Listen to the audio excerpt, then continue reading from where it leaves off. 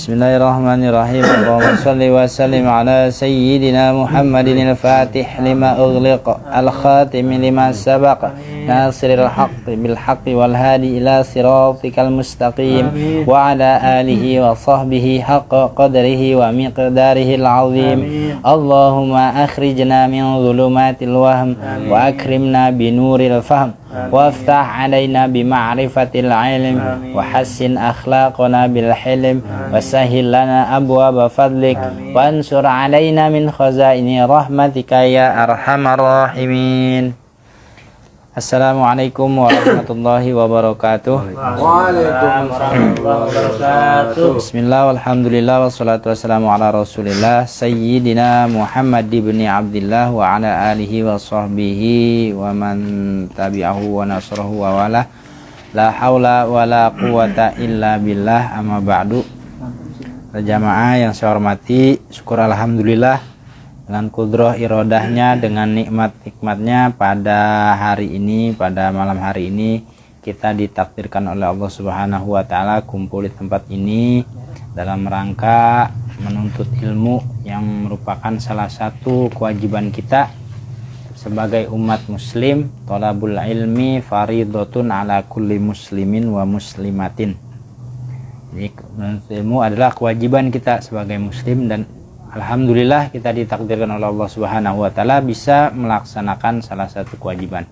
Dan juga sholawat serta salam semoga senantiasa tercurah limpah kepada junjungan alam Nabi Muhammad Shallallahu Alaihi Wasallam, keluarga, sahabat, dan juga para pengikutnya yang insya Allah tetap taat dan patuh kepada ajarannya. Dan mudah-mudahan kita selaku umatnya mendapat syafaatul uzma nanti di yaumil qiyamah. Amin amin ya rabbal alamin. Pada malam hari ini, kemarin kita sudah fikih, sekarang belajar Quran ya. Nanti baca Quran, tapi sebelumnya kita satu ayat atau dua ayat kita buka tafsir Yasin Hamamizadah, Syekh Hamamizadah. Sebelum kita hadiah Fatihah kepada mu'alif atau penulis kitab Syekh Hamamizadah. Al-Fatihah.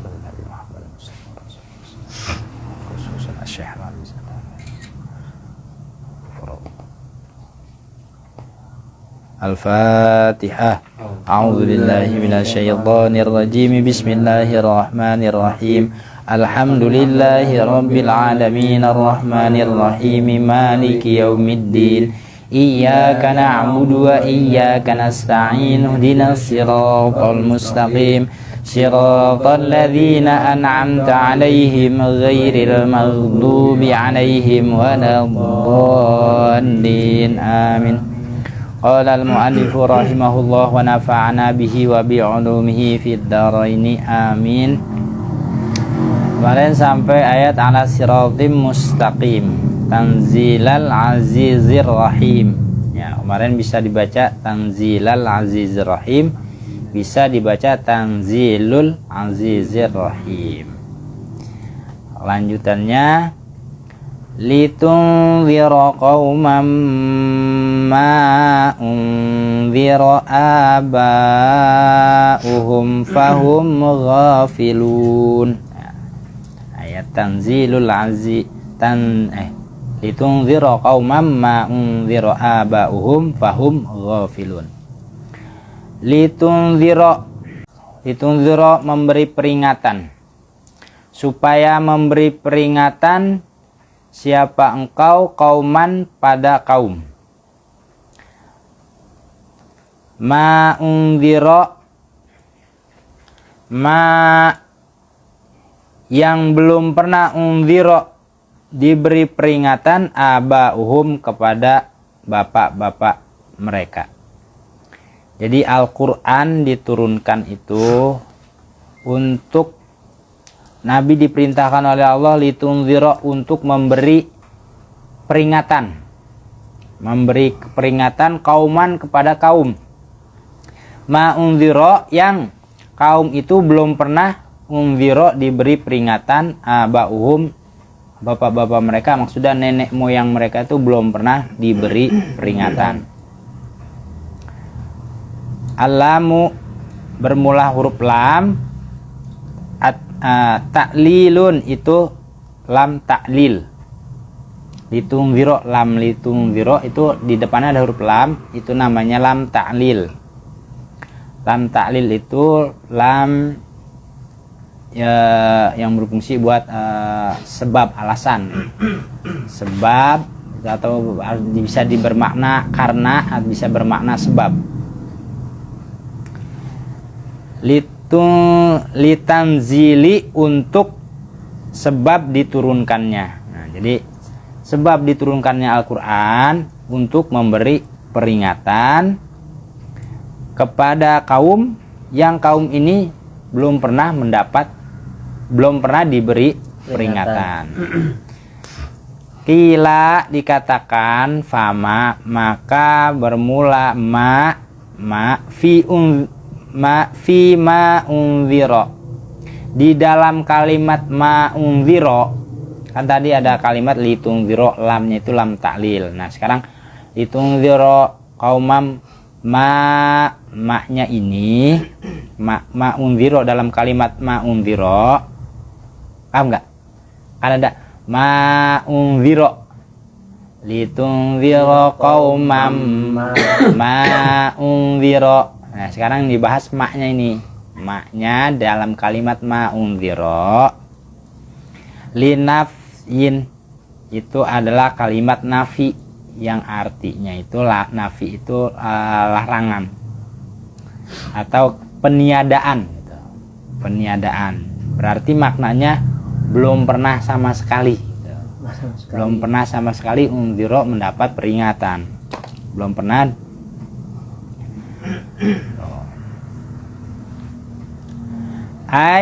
Maksudnya lam tungzir abauhum, belum pernah diberi peringatan abauhum, siapa?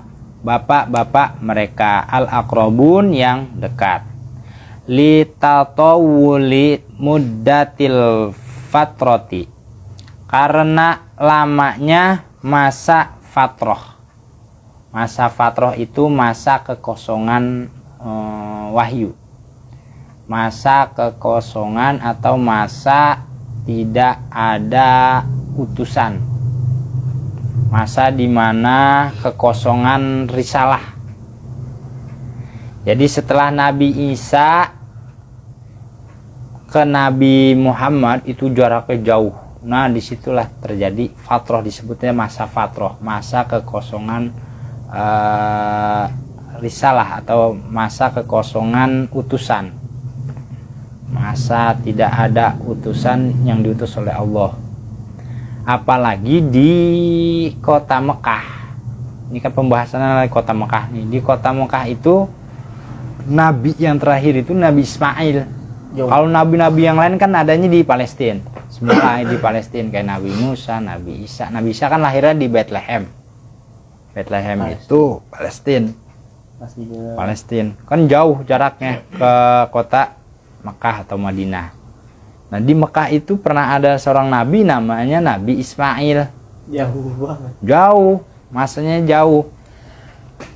Makanya di situ disebutnya masa fatroh, masa kekosongan wahyu, masa kekosongan nubuah, kenabian. Disebutnya masa fatroh. Wakila ma bimakna alladzi, dan ada yang mengatakan lagi maknya bermakna alladzi. Alladzi isim mausul, artinya yang gitu, maknanya yang. Litunziro, karena memberi peringatan siapa engkau kauman kepada kaum, alladzi yang unziro yang telah diberi peringatan bihi kepada alladzi abauhum, bapak-bapak mereka. Fahum ghafilun, maka mereka ghafilun itu akhirnya lalai, akhirnya lupa. Karena lamanya masa fatroh itu, masa kekosongan wahyu, masa kekosongan risalah, tidak ada nabi lagi yang diutus setelah Nabi Isa. Kalau di Arab itu setelah Nabi Ismail belum ada lagi yang datang. Karena saking lamanya, maka mereka banyak yang lalai. Anil imani warrosyadi, dari iman dan petunjuk. Nggak ada petunjuk karena nggak ada nabi, belum diutus nabi. Jadi setelah Nabi Isa udah kosong lah tuh, nggak ada nabi yang diutus lagi, nggak ada. Artinya dakwahnya itu nggak sampai gitu, nggak sampai ke kota Mekah. Mungkin ada beberapa karena salah satu yang Siti Khadijah itu punya paman, punya apa tuh? Paman yang dia itu ahli Taurat.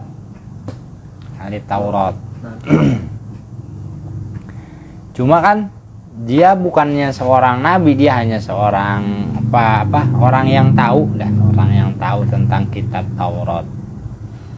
Cuma kan di situ nggak ada kewajiban dia buat dakwah, buat menyampaikan. Di situ ada kekosongan. Termasuk ada agama orang-orang dari budak-budak, ada yang agamanya Nasrani gitu. Ada, cuma makanya ada yang memaknai di situ aladzi, makna aladzi yang telah diberi peringatan, cuma mereka lalai gitu. Anil imani warrasul, dari iman. Yakni ya Muhammadu, wahai Muhammad, anzalna, telah kami turunkan ilaika kepadamu hadzal Quran, Al-Quran ini, litakhawufi, untuk memberi rasa takut, bihi dengan Al-Quran, al-qaumu, kepada kaum alladzina lam yakhafu, yang mereka tidak merasa takut.